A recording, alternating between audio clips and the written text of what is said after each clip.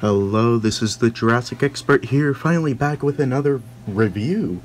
At the moment, I just put out a video like earlier this morning, so yeah, last night, I mean. So today I have the Mega Dual Attack Suchomimus here, made by Mattel. So yeah, let's get in with the review, and let's start off with the action feature. So you can see there are these two little fins here.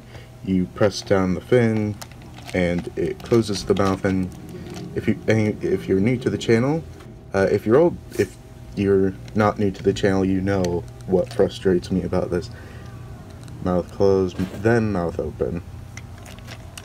But anyway, so it just kind of bends down and just bites, not like the other one that actually kind of lifted its head up and you kind of bent it down and then it just snapped.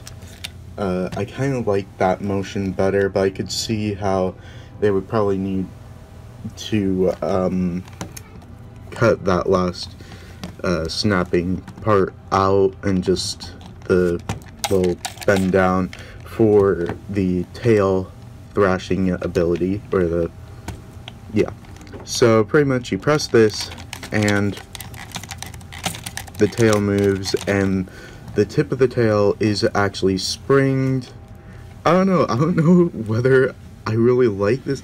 I'm now starting to appreciate the wagging motion a little bit more than this, because I don't know, this just kind of looks a little bit weird.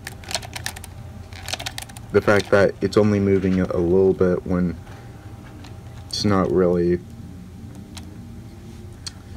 I do think another factor that I think they could have fixed up is if they had this tail straight. It would look more like a whacking or a whipping motion. But anyway, enough with the action feature. Let's get into the sculpt. The sculpt is pretty much exactly the same as the original Suchomimus.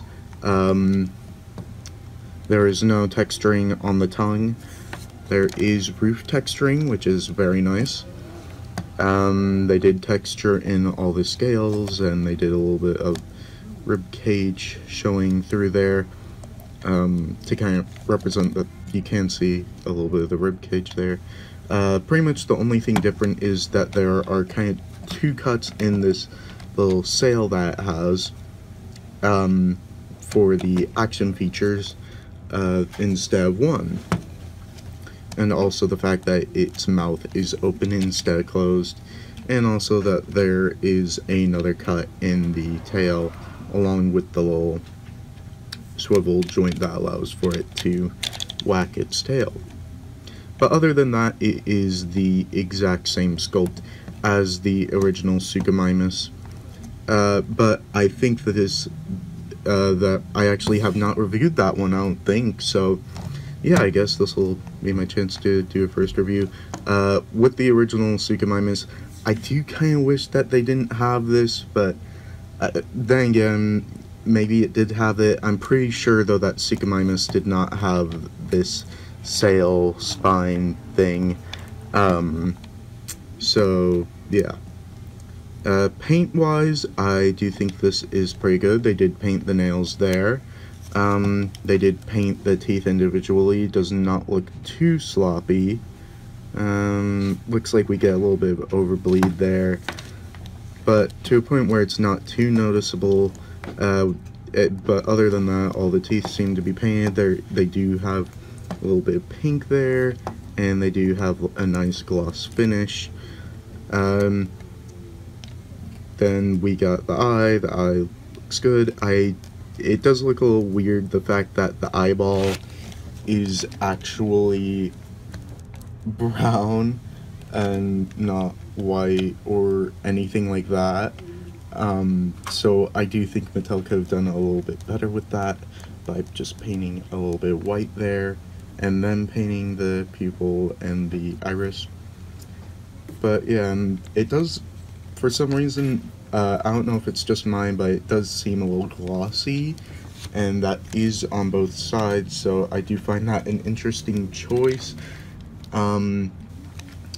But then again, I'm actually looking at the original one right now, and that one also has that gloss look, so yeah. Then we got this interesting brown pattern. I was actually quite surprised that they went with this coloration. And now I'm just realizing this kind of looks almost similar to the brown raptor that I reviewed. So yeah, in one of my recent reviews, I think that was a recent review. So yeah, I'm just noticing that it does actually kind of look similar, besides the fact that it doesn't have any spray painting going on the underside. That would have been a nice touch if it had a little bit of painting on its underbelly, but is just yellow. They did not paint the claws. Do kind of wish that they painted the claws there. But yeah, now let's get into articulation. So the arms, both of them can move out that much and in that much. They can do a full 360. The legs can also do a full no, never mind. This leg cannot do a full 360. It can move up that much and back that much. They can both go out about that much and in that much. One thing that I noticed though with the articulation that makes this a little bit different from most of Mattel's figures is that there's usually kind of a clicking point where pretty much it automatically wants to go to a position, but with this one I noticed that that's not there. There's no kind of automatic clipping point, which I do kind of find a little bit troublesome, because I do notice that it does tend to slide down. It wants to slide down because there is no joint that is keeping it stuck in that way. There's no joint keeping it up in the position that I am wanting it to stay. And this in turn gives it trouble standing. Yeah, right there is what I am talking about. So pretty much you need to do that. Not too far away from its original position, but as you could see, it should be like that, but I kind of have it upright when doing that. So yeah, that is kind of a red flag for me. But yeah. And here is the Jurassic Facts app, or the Jurassic Facts app code for the Suchomimus. They did recently update that, and I actually got it updated on my phone. So yeah, right after I'm like saying, yeah, I can't get it updated, this afternoon I go into Jurassic Facts app randomly and it's all updated. So yeah, that means I can scan in the new Roarivores. I don't know when I'll do a review for those. I am thinking about doing them all together, maybe both just like sets of 2 in one review. But yeah, and also I'm just realizing I'm giving you a nice look at the background there, when really you came here to see the Suchomimus that cannot stand. So yeah, the standing issue is becoming troublesome.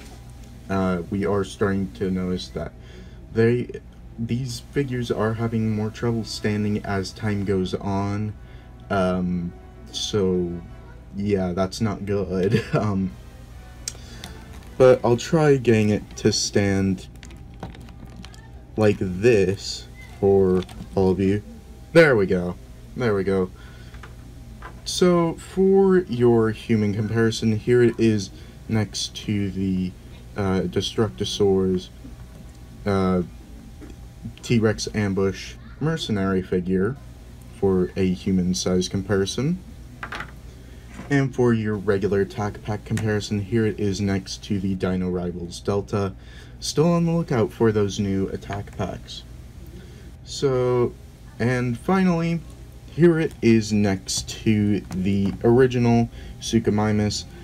These are pretty much about the same size.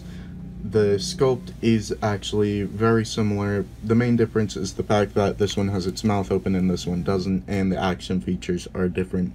And when I show the snapping motion, just to show you the difference, and I do really like the snapping motion for this one better than... So let me show you this first.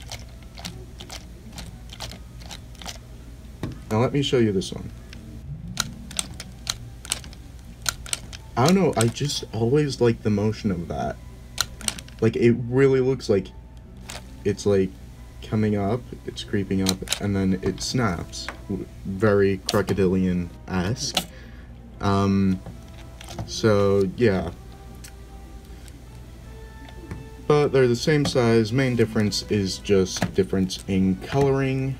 Other than that, they are practically the same figure, except this one has more action features.